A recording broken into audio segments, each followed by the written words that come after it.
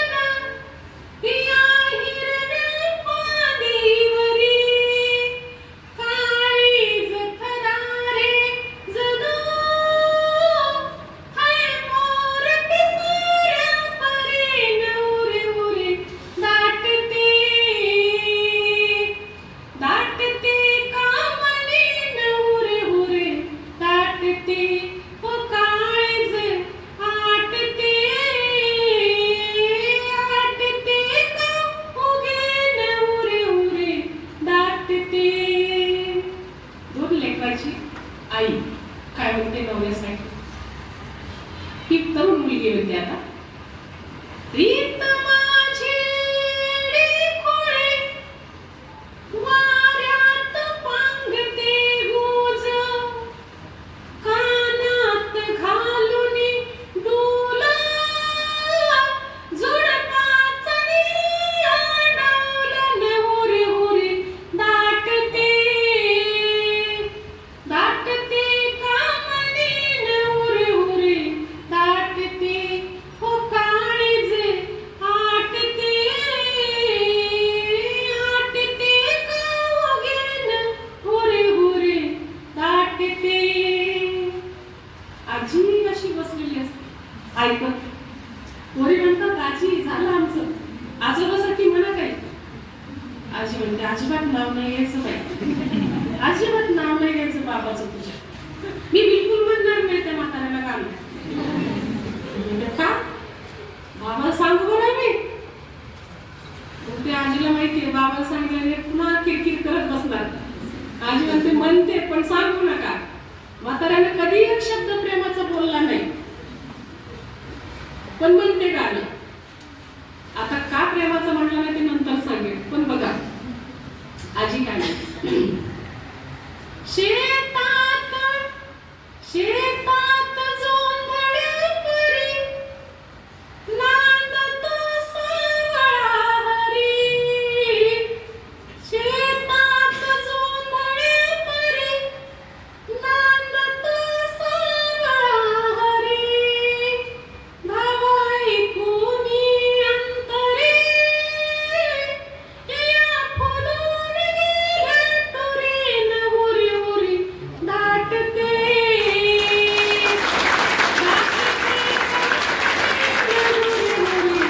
दाटते हो काळजे आटते आटते कावगीन हुरी हुरी दाटते.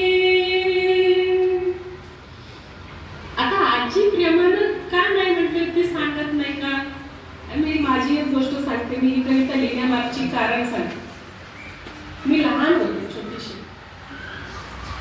आमची गल्ली होती अशी, आणि त्या गल्लीमधून सगळे लोक यायचे गल्लीतले. मला खोडकर होते मी, मला वाटलं आजीची मजा घेऊ आपण. आजी दळण करत बसलेली होती ओसरीवर, आणि असं दरवाजाने खाली पाहिल्या आणि तिथून गल्ली दिसायची सगळी. तर मी अशी आत बसलेली गुमऱ्यामध्ये, आजीकडे तोंड करून अशी मध्ये पाय करून. मला वाटलं आजीची मजा घेऊ. आजी म्हणलं आजी आजी आजी. म्हणजे काका येत होते गल्लीतले, पण म्हणलं आजी आजोबा आले आजोबा आले. कारण ती आजी काय करायची मी पाहिलं होतं, दरवेळेला तिकडून आजोबा आले की लगेच अशी पदर घ्यायची, तोंड पीठ पदराला पुसायची, नीट नेटकी व्हायची, जरा असं घाम बीम टिपून जरा अशी दळण करत बसायची. स्टाईलमध्ये होती आजी. अशी मस्त करायची. ती कलात्मक अशी दृष्टी असलेली आजी माझी. मग मला वाटलं की आजीची मजा घेऊ. आवडताना पाहायला मजा यायची मला. ती तिची तल्लटपट चाललेली. आजीने म्हटलं आजी आजी आजोबा आले. आजीनं काही केलं नाही, हालचालच नाही, तिची दळण करत बसली. मला वाटलं अरे आजीनं असं कसं काय केलं की आपण म्हटलोय तरी पण आजी आवडत का नाहीये. म्हटलं आजी फसली नाही आपल्याला. पुन्हा 1-2 माणसं आली. मी पुन्हा पुन्हा करून पाहिलं, आजी काही फसलीच नाही. मला जरा आजीचा राग आला की आजी आपला ऐकत नाही, भाव देत नाही आपल्याला असं म्हणून. पण थोड्या वेळानंतर खरंच आजोबा आले. ते आजोबा आले ना, ते पूर्वीचे जोडे घालायचे लोक पाय, चांबड्याचे जोडे बनवलेले असायचे असे, त्याला नाल बिल लावलेली असायची खालून अशी आजीचं. पण आजी लगेच पदर बिदर घेऊन मी आजोबा पाहते, आजीकडे पाहते, तिचं चालू झालेलं बघ. म्हणजे हिला कसं कळालं आता, आपण म्हटलं पण नाही. पण आजीने बरोबर केलं आजोबा आले की. मग मी आजीला म्हटलं आजोबा आले, त्यांनी ते जोडे काढले, पायात पाणी घेतलं, ते आत गेले. मग मी आजीजवळ गेली. म्हटलं का गं, मी तर काही म्हटले नव्हते आजोबा आले म्हणून, तुला कसं कळालं. आजीनं माझ्याकडे असं पाहिलं. मला ती म्हटली 6 वर्ष तुला हे कळण म्हणजे मोठं झाल्या. हा आता मी छोटी ना, मला काहीच कळालं नाही तिचं त्याचं. ती मोठी झाल्यावर कळलं एवढंच लक्षात राहिलं. पण पुढे चालून मी कविता लिहायला लागले आणि कविता लिहून झाल्यानंतर मला त्या तिच्या बोलण्याचे अर्थ कळले. त्या कळण्यासाठी मला 45 ओलांडावी लागली की आजीला कसं कळालं आजोबा चाललेले ते. तर तुम्हाला आता त्यातलं इंग्लिश सांगते. मला मकरंद नानसपुरेने त्या खालच्या मुलीचा अर्थ विचारला होता, तुला या कशा सुचल्या, म्हणून मी त्याचा विचार केला होता. मग मी म्हटलं की आजीला कसं कळालं असणार. 45 वर्षानंतर मी विचार केला. तर तुम्हाला सांगते आता इथे बसलेल्या तरुण मुला-मुलींना की प्रेम हे सांगून व्यक्त करून कळण्याची गोष्ट नाहीये. प्रेम हे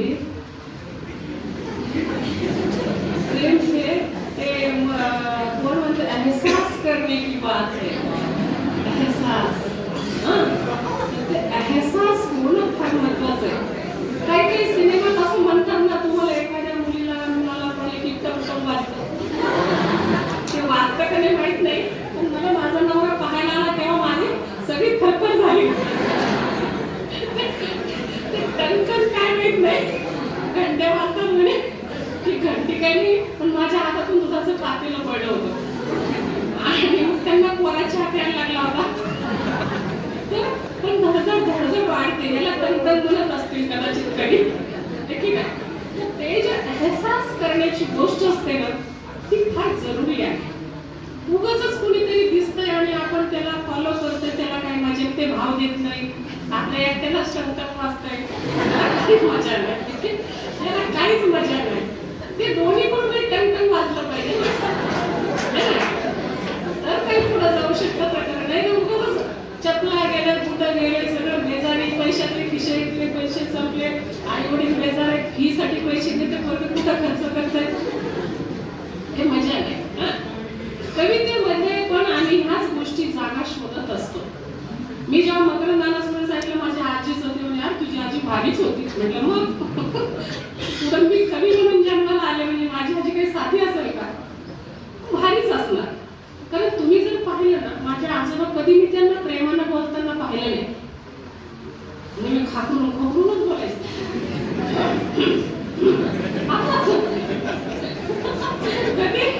कधीच नाही. आता आमची किती, माझा नवरा मला सांजी म्हणतो, कुणाचा नवरा कुणाला काय काय म्हणत असेल, शोनू म्हणू काय काय आपण लाडानं नवऱ्याला काहीतरी म्हणतो, ते झालं. पण ते आजीला आमच्या आजोबांनी कधी काही म्हटलं नाही. वराची माय, पोरीची माय असंच काहीतरी ऐकायची मी. आणि नुसतं आलं की आजीला बरोबर काय झालं, पाणी पाहिजे. ते हात धुवून बसले तिथं, तिला कळायला भूक लागली, जेवायला द्यायचंय. निशब्द संसार केला, टिकला. निशब्द केल्यामुळेच टिकला बहुतेक.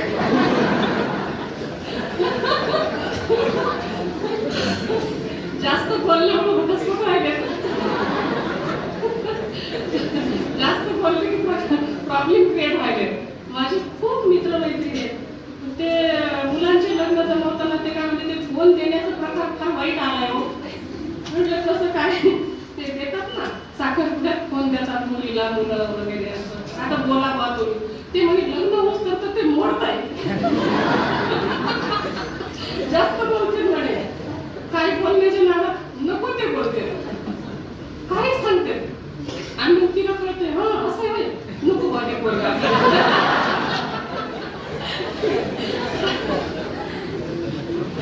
माझ्या आजीनं मला काही ओव्यांमध्ये सांगितलं होतं. हा, आमच्या बायांना अजून कळलं नाही ते. तुम्हाला सांगते, ती काय म्हटली होती की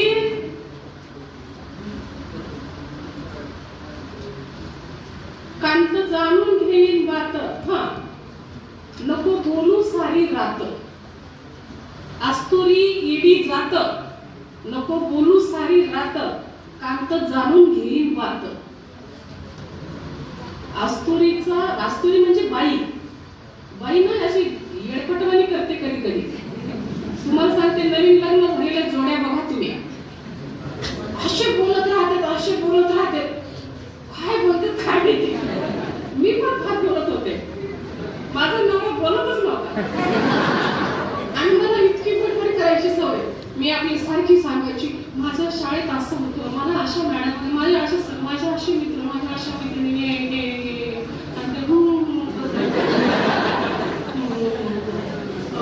आणि मग घरी गेल्यानंतर मी सांगायची ना, माझा नवरा फार छान आहे, माझा फार चांगला ऐकून घेतो.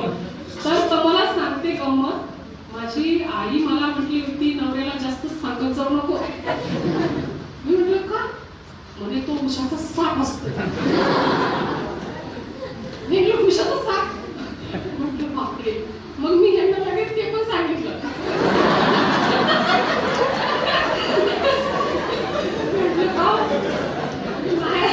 बाहेर आली नाही, मी बोलू नाही लागले. म्हणजे तिथून आले आजूबाजी बडबड करणारी मी. तर तिथून आल्यानंतर शांत झाले. साप म्हणला. म्हटलं काय मुलांना नवऱ्याला जास्त. आता गंमत अशी झाली की यांना वाटलं की जाताना तर छान होती, येताना काय झाली नाही. मग ते मला म्हणे की का आता तू बोलत नाही पहिल्यासारखी. म्हणलं नाही, आपल्याला बोलायचं नाही आता. ती म्हणे का? म्हटलं माझी आई म्हटली की नवरा उशाचा साप असते, तू जास्त बडबड करत जाऊ. तर ते म्हणे हो असं म्हटलं त्या. हा, ते म्हणे, म्हटलं खाऊ खरंच तुम्ही उशाचा साप आहे का? त्यांनाच. तर ते म्हणे नाही बा, मी काही उशाचा साप नाही. मी कबूल करून घेतलं, उशाचा साप नाही घे. सारी रात कांत जाणून घेतो बात. आणि मग आई भांडणाच्या टायमाला काढतो. ते सुरू झालं ना भांडण की मग काढतो. हा, तू तर म्हटली ती असं असं आहे, कसं कसं आहे. कशाला हात धरून अवलक्षण करता. जे असेल ते असू दे, आपलं आपल्याजवळ. हात जास्त गावगावा नाही करायचा हर गोष्टीचा. हे मी मुलांना पण सांगते, मुलींना पण सांगते. ते लग्न मोडायले, नवे प्रॉब्लेम क्रिएट व्हायला, सामाजिक प्रश्न आहेत हे आजच्या पालकांसमोरचे. एकही लग्न म्हणजे 100 लग्न होत असतील वर्षाकाठी, त्याच्यातले 50च टिकायले, 50 पाहिले सगळे. तर हे छोट्या छोट्या गोष्टी. माझ्या आजीनं आजोबांना निशब्द प्रेम केलं. आमचं लग्न होईपर्यंत माझे सासू सासरे बोलत नव्हते, खानाखुणा करायची. मी म्हटलं हे काय नवीन प्रकरण आहे. म्हणजे म्हणे आमच्या घरी असंच आहे. एकत्र फॅमिली, त्यांचे भाऊ वगैरे पण एकत्र होते. मित्रांनो, सांगायच्या गोष्टी छोट्या छोट्याच असतात, पण त्या फार महत्त्वाच्या असतात आयुष्यामध्ये. आणि अशा छोट्या छोट्या गोष्टींनी आयुष्य मोठं होत असतं. आपल्याला हर गोष्टी, शिक्षण म्हणजे काय वर्गात बसून जेवढं घेतात तेवढं शिक्षण नाही. तुम्हाला पुस्तकं सगळं देत नाही. पुस्तकाच्या शब्दांना तुम्हाला तुमचे अनुभव जोडावे लागतात, तेव्हा ते शब्द जिवंत होतात. माझी कविता नुसती मी कोरड्या गळ्यानं गायली असती तर त्याच्यात मजा आली नसती. त्याच्यात माझ्या भावना आहेत, म्हणून त्या कवितेला मजा आहे. म्हणून शब्द कोरडेच आळून पाहिले तर त्याचे होत नाही गाणे. कुणी पावलं धुळीला देऊन, तर कुणी आभाळ पंखावर घेऊन. असते ज्याचे त्याचे आपापल्या मुक्कामी झाले. शब्दांमध्ये भावना असल्याशिवाय शब्दांना महत्व नाही. तुम्ही तुमच्या आईच्या समोर उभा राहा आणि म्हणा, आई मी तुझ्यावर खूप प्रेम करतो, पण त्याच्यात भावनाच नसतील ना, इमोशन नसतील ना, तर काही मजा नाही. आई मला माहितीये मला तुझं प्रेम, चुप. दिवसातून 4दा म्हणतो, फक्त पैसे पाहिजे तेव्हा. त्याला मजा नाही. निस्वार्थ सहज हातात हात ह्या आईचा प्रेमानं तिला म्हणा, आई तू माझी खरी प्रेमाची मूर्ती आहेस, मी तुझ्यावर खरंच प्रेम करतो ग. बघा तुम्हाला काही नाही दिलं तुम्ही तरी आईला कळतं की आपलं लेकरू किती चांगलं आहे. आणि म्हणून आयुष्यामध्ये या सगळ्या गोष्टी आपण जगत जगत पुढे चाललेलो असतो. एक किस्सा म्हणण्यापेक्षा फिलॉसॉफीची गोष्ट मी तुम्हाला ती सांगेन आणि माझ्या भाषणाची एका कवितेनं समारोप करेन. एक महाविद्यालय होतं आपल्यासारखं, परिस्थिती खूप गरीब, सगळी झोपडपट्टी आजूबाजूला आणि त्याच्यात त्याची एक झोपडी. बाप दमून भागून यायचा आणि त्याच्या अंतरुणावर तिथं ओट्यावर पडायचा. सगळे छोटे छोटे मुलं गरीब, मागून आणलेलं खायचे. हा पण तिथं त्याच्या घरात पण गरिबी खूप. त्याला खरं तर खेळायला खूप आवडायचं, पण ग्राउंड नसायचं, जागा नसायची, सांगणारं कुणी नसायचं, ते गोष्टी अवेलेबल नसायच्या, त्याच्याशी खेळायचं त्याला तो पण मग तिथंच बारीक बारीक चिंताचे चेंडू गेंडू करून खेळत राहायचा. मग एक दिवस त्याला असं वाटायचं की परिस्थिती आपल्याला सूट नाही होत. ते पोरगं असं तगमग करायचं आणि त्याची तगमग त्याच्या वडिलांना कळायची. एक दिवस त्याच्याकडे पाहत असताना त्यांनी त्याला जवळ बोलून घेतले, इकडे ये म्हणे. ते खेळता खेळता म्हणे, तू हे जे रोज तुझी तगमग पाहतो मला वाईट वाटतं म्हणे. आपल्या परिस्थिती गरिबीची आहे आणि मी तुला काही मदत करू शकत नाही. आपल्या घरात कमवणारा मी एकटा आहे, खाणारी सगळी तोंड जास्त आहे. मग तू मला मदत कर म्हणे थोडी. काय मदत करू म्हणे, मी तर छोटा आहे, मी सांगतो तेवढंच कर म्हणे. ते काय करतात, घरामध्ये जातात, एक असं मळलेला कपडा घेतात आणि तो मळलेला कपडा त्या मुलाला देतात आणि सांगतात, हा कपडा आहे ना, हा बाजारात नेऊन 10 पाऊंडाला विक. दुसऱ्या देशातली गोष्ट आहे नाही, तर ही तू विक म्हणे. तो म्हणे, हे मळायला पडतं, याला कोण विकत घेणार आहे? बघ म्हणे, तू विकावंस अशी माझी इच्छा आहे, तेवढीच मला हातभार लागेल माझ्या संसाराला. पूर्व ते कपडा घेऊन जात आहे. त्याचे मित्र, त्याचे चुलत भाऊ आजूबाजूचे त्यांना जमा, माझ्या पप्पांनी हे दिले म्हणतो आणि मला हे सांगितलं की बाजारात मी विक, याला कोण घेणार आहे? पोरं म्हणे, सगळेजण मिळून आयडिया लावायली की ह्याचं काय करता येईल, ह्याचं काय करता येईल, कसा विकता येईल हा कपडा. मग ते काय करतात, त्याला पावडरमध्ये टाकतात, स्वच्छ धुवून काढतात 2दा 3दा, जरा रंग उजळतो कपड्याचा. मग एक जण काय म्हणतो की अरे थांब, आपण याच्यावर चित्र काढू. असा कपडा तर कुणीच विकत घेणार नाही, आपण चित्र काढू. मग ते त्यांच्या घरचे कलर, पेन हे ते ब्रश घेऊन येते आणि त्याच्यावर मिकी माऊसची वगैरे अशी चित्र काढते. मग ते चित्र काढते तसं छान दिसायला लागतो तो कपडा. कलर न वाळल्यानंतर मस्त दिसायला लागतं ते. मग ह्याला कोण विकत घेईल, कुठं विकायला पाहिजे? मग ते काय करतंय की शाळेच्या छोट्या छोट्या मुलांच्या शाळेच्या बाहेर जातो आणि ते कपडा असा घेऊन असा त्याची जाहिरात करत राहतात. कपडा घ्या, बघा कसा मिकी माऊस आहे, बघा हे कसं छान आहे असं. आणि शाळा सुटलेली असते, ते मुलं बाहेर पडतात, पालक असतात त्यांना घेऊन जाणारे, ते पाहतात की अरे ती एक पोराला मिकी माऊस खूप आवडत असते, तर त्याच्या पप्पाला म्हणणे मला ते घ्यायचं, ते मला घ्यायचं. आता ते येतात त्याच्याकडे, काय रे काय घेऊन पाहतात. कितीला दिलं? ते म्हणजे 10 पाऊंड. 10 पाऊंड याचे? हा म्हणे तेवढे. त्याच्यावर खाली 1 रुपयाला एक बारीकशी काहीच कमी होणार नाही. अरे पोरगं तर हातपाय आडवून रडायले. शेवटी घ्यावं लागतं त्या बापाला. ते वडील देते पैसे त्याला आणि ते घेऊन जाते त्याला. हा घरी होतो, खुश होतो की आपल्या वडिलांनी सांगितलं होतं आपण विकलं. वडिलांजवळ ते आले की लगेच पैसे देतो. वडिलांना खूप छान वाटतं की मुलांना आपण त्याला एक मळका कपडा दिला आणि त्यानं जाऊन त्याचं विक्री करून आला. मग ते आणखी एक कपडा देते. खुश नाही होत फार. ठीक आहे मग मी म्हणलो होतो ना विकेल असं म्हटलं. मग पुन्हा दुसरा कपडा द्या, थोडा मोठा. मग म्हणे आता हा तू 25 पाऊंड लागेल. त्याला म्हटलं हे काय बाप रोजच आपल्याला ताप द्यायला एक दिला मी कसं तरी आता हे कोण करणार आहे? ते सगळे मित्र आता ह्याला कोण घेणार, आणि त्यांची किंमत वाढतच चालली. मग तो खूप विचार करतो. आता मित्र पण म्हणते, हे तुझ्या आपण काय धंदा सुरू केला काय, आम्ही नाही करत आता चित्र विकत. मग हा रात्रभर विचार करतो, दुसऱ्या दिवशी विचार करतो आता काय करता येईल. कपडा तो धुवून काढतो, चकाचक करतो, इस्त्री करून घेतो त्याची, कपडा छान झालाय, पण आता याला कोण विकत घेणार. मग तो एका पेपरमध्ये एक छोटीशी बातमी वाचतो की त्या दरम्यान त्यांच्या शहरामध्ये एक गाजत असलेल्या सिनेमाची हिरोईन येते आणि त्यांची प्रेस कॉन्फरन्स लावलेली या हॉटेलमध्ये आहे ती. तो जातो. आता तो साधारणच मुलगा ना, गरीब घरचा, तो असा जातो. ते सिक्युरिटी गार्ड वगैरे त्याला काही जाऊ देत नाही, इकडे तिकडे, मला नाही, मला भेटायचं, मी गरीब आहे, असे तसे करून तो कस तरी घुसतो. तो जातो त्या हिरोईन जवळ आणि सांगतो, प्लीज मी असं आहे, खूप गरीब आहे, मला शिक्षणासाठी पैसे लागतात, असं ड्रामा करतो. आणि याच्यावर तुम्ही सिग्नेचर करा, तुमची सही करा, याच्यावर तुम्ही सही करा, please please please please madam please, असं जरा. आता मोठ्या लोकांना दया येते, एवढं म्हणायला एवढं करून टाकते ती सही त्याच्यावर.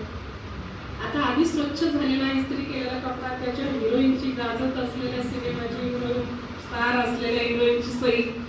तो येतो बाहेर उड्या मारत, त्या हॉटेलच्या बाहेरच उभा राहतो आणि ते कपडा असा फडकवतो आणि तिचं नाव घेऊन मग मोठे म्हणतो, यांची सही असलेला कपडा कोणाला घ्यायचा, यांची सही असलेला कपडा कोणाला घ्यायचा. आता चहा ते मोठे अवघड असते, काही घ्यायला तयार असते. तिला पाहण्यासाठी लोक जीव द्यायला लागले, तर तिची सही असलेल्या कपड्याचं शर्ट बनवून घालू असं म्हणून असणारे दिवाने पण असतात ना, ते म्हणतात आहे कितीला आहे, खरंच हिची सही, ओरिजिनल सही आहे. कितीला दिला हा कपडा, 25 पाऊंड. जास्त होते तरी नाही मला, हा कुणाला घ्यायचं, कुणाला इग्नोर करायचं, ग्राहकाला इग्नोर केलं की ते म्हणतात हे कमी होणारच नाही बरं का. जरा पुन्हा फडकवायला लागला, घेतला गेला त्याचा तो 25 पाऊंडला कपडा.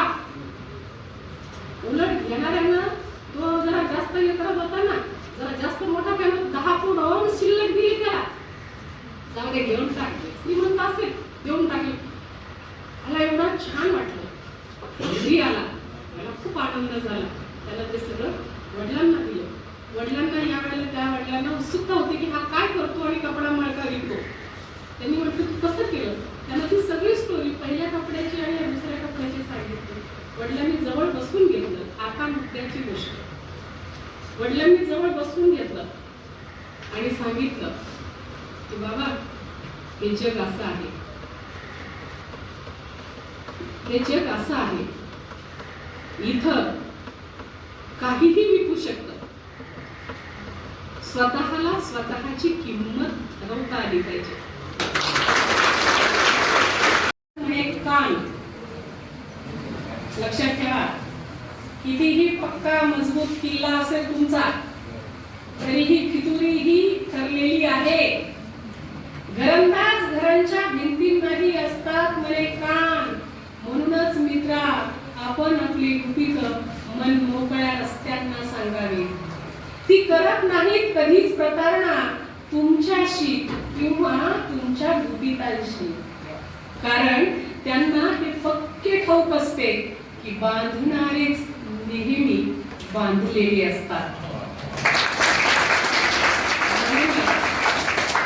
आपण आपली गुपितं मन मोकळ्या रस्त्यांना सांगावी.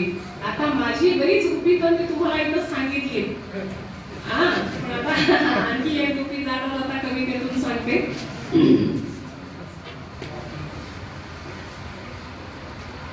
सोनचा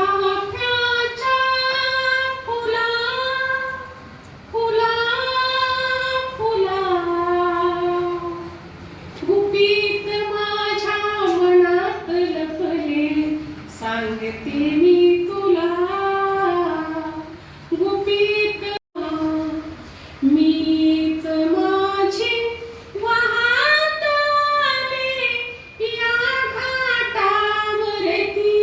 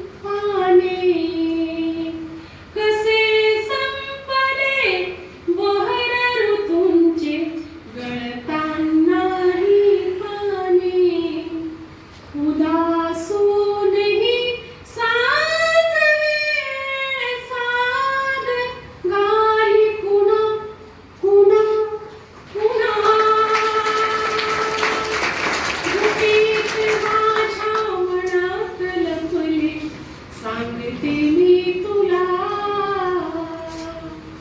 आणि शेवटी सगळ्या महिलांसाठी झुरणे मरणे झाड फांदीशी का उदासली तू.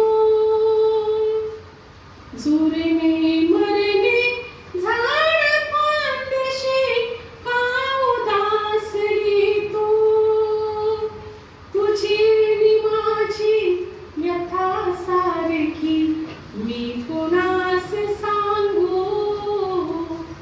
काळोखाच्या भाळावरती शोधो चंद्र कुणा कुणा कुणा. गुपित माझ्या मनात लपले सांगते मी तुला. गुपित माझ्या मनात लपले सांगते मी तुला.